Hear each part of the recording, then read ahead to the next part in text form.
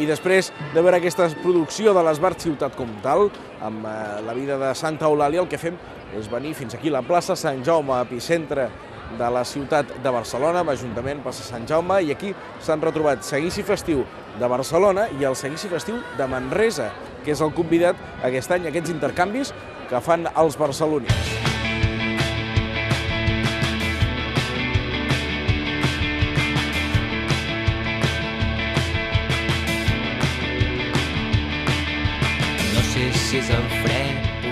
Al pati del Palau de la Virreina hi són exposades les figures dels seguicis de Manresa i Barcelona.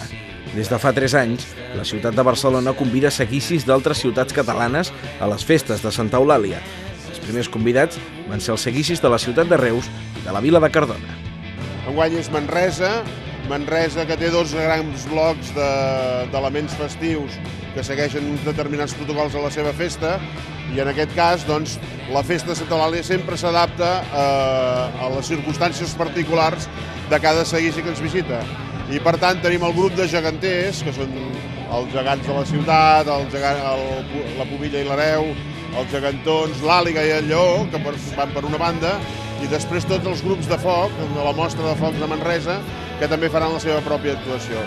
Per tant, tenim una cercavila, cosa singular que crec que no passa ni a Manresa, on desfila tota la imatgeria festiva, la de foc i la dels geganters, una actuació a la plaça Sant Jaume amb gegants, nans, Lleó i Àliga, i després la mostra de foc completa a la plaça de la Catedral.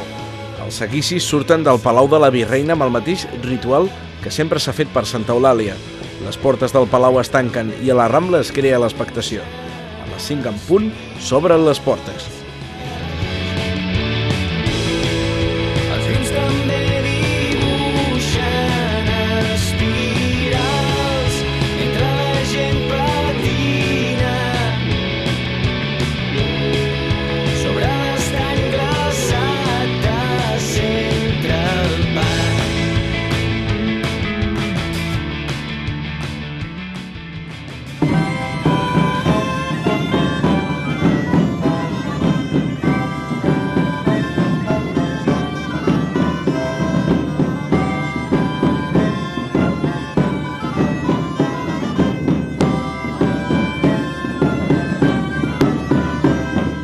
Comencen a sortir les figures. La primera en sortir és l'Àliga de la ciutat comtal, una figura documentada al segle XIV i que, juntament amb els gegants de la ciutat, era el símbol principal del protocol municipal. Tenia el privilegi de poder ballar a dins de les esglésies. Amb l'arribada de Felip V i el decret de nova planta, els seus privilegis van desaparèixer. L'element va ser recuperat l'any 1989 per l'Associació de les Festes de la Plaça Nova, que van cedir la peça a la ciutat. Avui, a més, estrena Corona Comtal, realitzada per un artesà de Múrcia.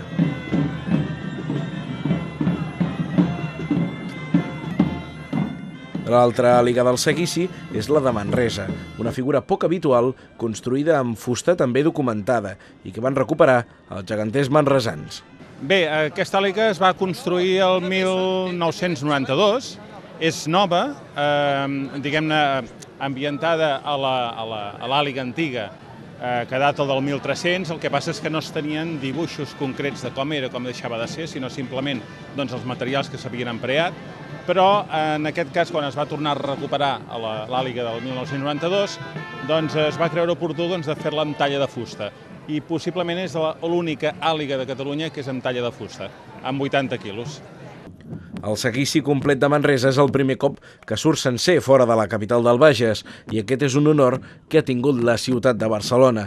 L'intercanvi cultural va començar l'agost passat, a la Festa Gran Manresana. La imatgeria de Barcelona, les figures principals, el gegant i la geganta, van estar a la Festa Major de l'any passat a Manresa. Va ser la primera part d'aquest intercanvi i avui aquí tenim la segona. El seguici surt convidat diferents vegades per altres poblacions, però tot sencer, incloses les figures del correfoc, no havia sortit mai. I estem contents i orgullosos de poder-ho fer. Home, jo ara mateix tinc pell de gallina, perquè és una cosa que la cultura popular a mi personalment m'agrada moltíssim. Poder-la desenvolupar amb majúscules com és a Barcelona, la capital del país, doncs em suposa una satisfacció enorme. Estic molt content. Els nans de Manresa són una de les figures més representatives de la ciutat. Les figures dels nans vells, construïts el 1851, estan actualment exposades al Museu Comarcal del Bages i les peces que surten al carrer són reproduccions fetes l'any 2002. Els nans, sí, tenen 150 anys. També els nans són centenaris.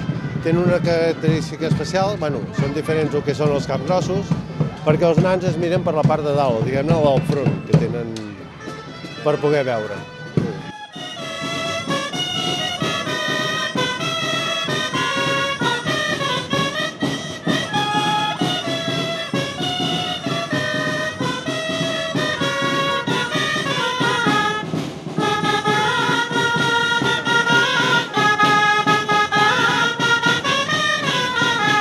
Manresa disposa de 4 parelles de gegants, els vells, construïts al 1840, els nous, estrenats per la Festa Major del 1982, l'Hereu i la Pubilla del 1951 i els gegantons del 1995. La parella nova és una rèplica dels gegants vells, que estan exposats permanentment al Museu Comarcal. Els gegants nous només surten per les festes de la llum a Manresa i en esdeveniments extraordinaris com el d'avui. L'Hereu i la Pubilla són els gegants que habitualment surten a les trobades i els gegantons van vestits com antigament anaven els gegants vells de Manresa. La peça més nova del seguici és el Lleó, estrenat per la Festa Major de la capital del Bages l'any 2013. Documentat al segle XVII, pertanyia al mateix gremi que el Lleó de Barcelona, el de Blanquers i assaonadors. La resta de figures, la víbria, el bou, el drac i la mulassa, són a Manresa elements de la imatgeria del correfoc. La veritat és que és una festa que ja fa temps que s'està preparant, però que és venir a la capital. La veritat és un gran goig, tant per Manresa com per la nostra entitat. La cercavila que transcorre per la Rambla i el carrer Ferran finalitza a la plaça Sant Jaume, amb els balls de protocol.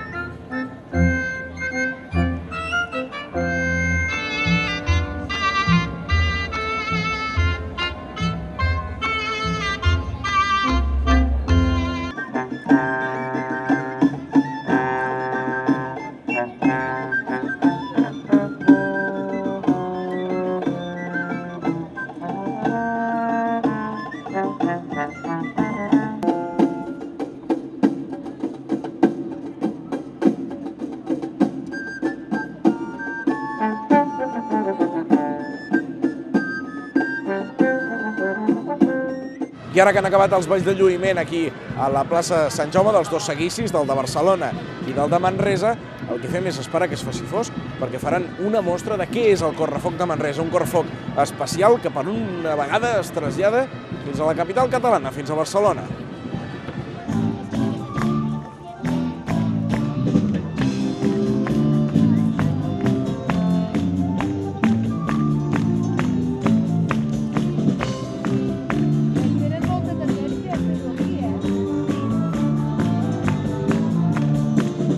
Ara farem una mostra de correfoc, és una mica els balls de cada drac i els dimonis, perquè hi ha diferents tipus de dracs, els que en diuen els dracs grans i els mòbils, que són petitets. Llavors es fa una demostració de cada un i a més, doncs, llavors es fa el que es diu la moscada, que això és per la festa major. Doncs representa que es fa un correfoc que dura unes 3 hores, més o menys, pels carrers antics de la ciutat, estrets, amb molta pirotècnia diferent, i llavors a les places seran els balls de les moscades, que sempre gira al contrari de les agulles del rellotge. I en principi representa que hi ha el boc, que és qui invoca tots els dimonis, i llavors doncs, es fa l'espectacle, i això sempre es fa cada any a Manresa, perquè així tothom pot gaudir del foc sense haver-se de cremar. A Manresa fem la mostra, que és el que veureu aquí, i el correfoc. I un el fem al començament de la festa major, l'altre al final. Dintre la mostra, que és el que veureu avui aquí, el moment àlgid seria quan surt la figura del bou. Perquè és una figura que només surt en el moment de la mostra, al final de la mostra, i al moment del final del correfoc, i és una figura que no és un bou, encara que sigui part dintre. Quan el vam voler fer, clar, teníem la figura del bou, però no sabíem ben bé. I, clar, la figura del bou, del lleó, són d'origen bíblic, els símbols dels evangelistes. I el bou, ja vam trobar que hi havia hagut una peça de teler manresà, pròpia de Manresa, que es deia bou. I si quan veieu la figura, és una estructura d'un doble teler creuat amb les rodetes dels fils, que és la figura que nosaltres carreguem de pirotècnia i la tirem per això. I es dona més joc que un bou, el típic bou de foc, només porta foc a les banyes. I en canvi aquest té l'estructura tot arreu i és un moment que dura 2-3 minuts en què el foc és molt lluït. Tardem unes 3 hores a muntar-lo. El correfoc de Manresa va néixer l'any 1982, influït per les festes d'altres punts de Catalunya i per la primera trobada de dracs i diables que es va fer a Barcelona l'any 1979. Colles del Penedès, principalment, i la Patum de Berga. Nosaltres a Manresa vivíem els dos mons. La Patum de Berga, per una banda, els correfocs del Penedès, i es van començar a fer el correfoc de Barcelona, i dintre aquest moviment de festes va sorgir el correfoc de Manresa. La diferència és que llavors, com que nosaltres havíem vist tants ambients diferents, vam intentar fer una cosa diferent al que es feia. I per tant, de fer el típic grup de diables, sí, en què tiren carretilles, nosaltres el que vam fer va ser intentar buscar diferents connotacions. Per això, ja des del principi, es va jugar amb 3 tipus de dimonis. Els dimonis que porten foc al cap, que seria el fuet tipus Patum, en què la gent salta dintre del foc, les cartilles, el correfoc tradicional, i per últim un grup que tira traques a terra, que aquest és diferent també a altres jocs de Catalunya. I en quant a la imatgeria, es va anar a buscar el que hi havia dintre la història, perquè, clar, de dimonis ja hi havia hagut a Manresa, però s'havia perdut el rastre al segle XVII. I no teníem cap connotació, només que existien, que anaven davant de les processons de Corpus i altres processons per apartar la gent, però no teníem ni figures ni res. En canvi, l'imatgeria, degut als retaules que hi ha a la seu de Manresa, hi havia tota l'imatgeria. Hi havia l'àliga, hi havia el bou, hi havia el lleó, tota aquesta imatgeria, i a partir d'aquí es va anar fent de mica en mica tota la simbologia.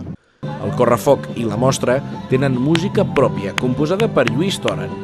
Les primeres peces musicals van ser pel Ball de Dimonis, la Marxa del Correfoc i el Ball de Vacances. Aquest últim és una peça molt significativa pels manresans. Manresa va recuperar 3 de les figures documentades a la ciutat: el drac, el bou i la mulassa. El bou és el protagonista i la seva encesa és un dels moments àlgids de la mostra i el correfoc. És un element reciclat de la indústria tèxtil que per la seva espectacularitat s'ha convertit en l'estrella de l'espectacle.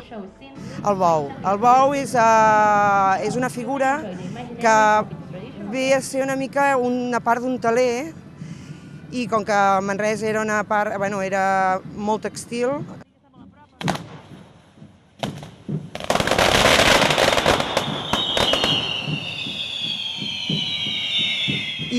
i ara la mostra és molt més fluixa, el que passa que el correfoc és molt, molt bèstia. O sigui, és que s'il·lumina la plaça i el fum surt per tot arreu. La mostra és conduïda pel Boc, un personatge creat al 1984, que representa el poder del foc i del maligne.